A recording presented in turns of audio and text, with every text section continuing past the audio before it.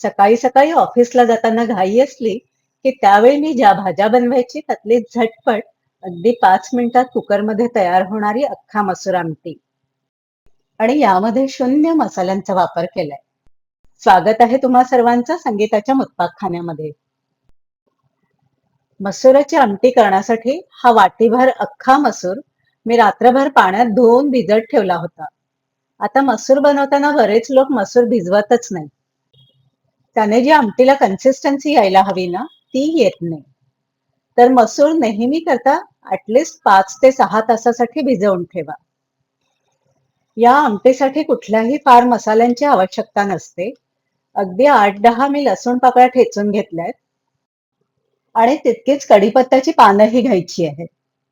माझ्याकडे आज कढीपत्ता संपलेला आहे, तर मी कढीपत्ता इथे घेतला नाही, पण कढीपत्ता आवर्जून घ्या. कढीपत्त्याने फ्लेवर खूप सुरेख येतो. याशिवाय आपल्याला लागणार आहे एक मोठा बारीक चिरलेला कांदा आणि एक बारीक चिरलेला मध्यम ते मोठा टोमॅटो. 2 मिरच्या मी मधून स्लिट करून घालणार आहे. अगदी थोडी कोथिंबीर घालणार आहे. आता फोडणीसाठी 1 टीस्पून जिरे, 1 टीस्पून मोहरी, हा आपण ठेचून घेतलेला लसूण, याशिवाय 1 चमचा काश्मीरी तिखट, पाव ते अर्धा चमचा हळद, हिंग, आमटी आपण तुपात करणार आहोत तर तूप आणि अगदी थोडं तेल. चवीसाठी साखर आणि मीठ. साखर ऑप्शनल आहे, पण थोडीशी साखर घातली की चव छान लागते. आता गॅसवर एक कुकर गरम करून त्यामध्ये मी चमचाभर तेल घालते. यावरच एक मोठा चमचाभर तूप घालते. तूप गरम झालं की त्यामध्ये मोहरी घालायची, जिरं घालायचं. मोहरी आणि जिरं तडतडलं की मग त्यावरती कढीपत्ता आणि मिरची घालायची. परतून घ्यायचं. आता यावर घालायचा पाव ते अर्धा चमचा हिंग. हिंग परतून झालं की त्यावरती घालायचा बारीक चिरून घेतलेला कांदा. कांदाही अगदी मऊ शिजवून घ्यायचा आणि कांदा चांगला शिजला की त्यावरती काश्मीरी तिखट आणि हळद घालायची. हे 1 टीस्पून काश्मीरी तिखट आणि पाव चमचा हळद मिक्स करून घ्यायचं आणि एखाद मिनिटासाठी हे सगळं परतून घ्यायचं. आता यावर घालायचं एक बारीक चिरलेला टोमॅटो. टोमॅटो सुद्धा मऊ शिजेपर्यंत परतून घ्यायचा. टोमॅटो परतून झाला की मग घालायचे रात्रभर भिजवून घेतलेले मसूर.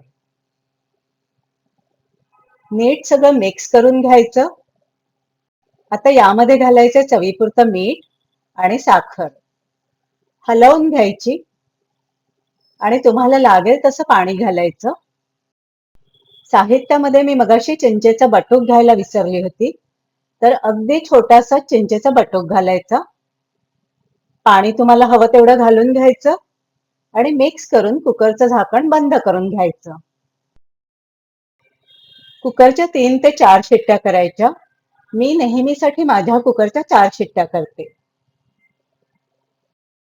कुकरच्या शिट्ट्या झाल्या आहेत. कुकर गारही झालाय. आता कुकर उघडून घेऊन आपण आमटी चेक करून घेऊया. काय सुरेख रंग आलाय बघा आमटीचा आणि सुवासही छान येतोय. चमच्यानेच किंवा रवीने घोटून ही आमटी एकजीव करून घ्यायची. पूर्ण वरणासारखी हिला बारीक करून घेऊ नका. डाळ अशी टपोरी टपोरी दिसायला पाहिजे. बोटाने चेपली की बघा अगदी लगेच मॅश होते. तर आपली ही आमटी तयार झाली आहे. आता जरी ही आमटी थोडी पातळ वाटत असली तरी गार झाली की ती घट्ट होते. बाउलमध्ये काढून घेऊया. तुम्ही बघू शकताय मसूर अगदी मऊ शिजलेला असला तरी छान दाणेदार दिसतोय. तुम्ही हवं असल्यास थोडं वरून परत लसूण कढीपत्त्याचा तडका घालू शकता, पण त्याची खरंच आवश्यकता नाही. तडक्याशिवायही ही आमटी खूप सुरेख लागते. आणि बघितलंत ना तुम्ही बनवायला किती सोपी आणि सुटसुटीत आहे ते. कामाची घाई गडबड असेल, घरात भाजी नसेल, तर अशा वेळी ही आमटी करून तुम्ही सहज वेळ मारून नेऊ शकता. आता कोथिंबीर घालून गार्निश करून घेऊया. चपाती, भात, भाकरी कशासोबतही हा अख्खा मसूर खूप छान लागतो. रेसिपी आवडली असेल तर व्हिडिओला लाईक करा, शेअर करा आणि अशाच नवीन नवीन रेसिपीजसाठी आपला मुत्पाक खाना बाय संगीता या चॅनलला सबस्क्राईब करा. खाली दिलेले बेल बटनही दाबून घ्या. म्हणजे नवीन रेसिपीज अपलोड केल्या की त्याचे नोटिफिकेशन्स तुम्हाला त्वरित येतील. धन्यवाद.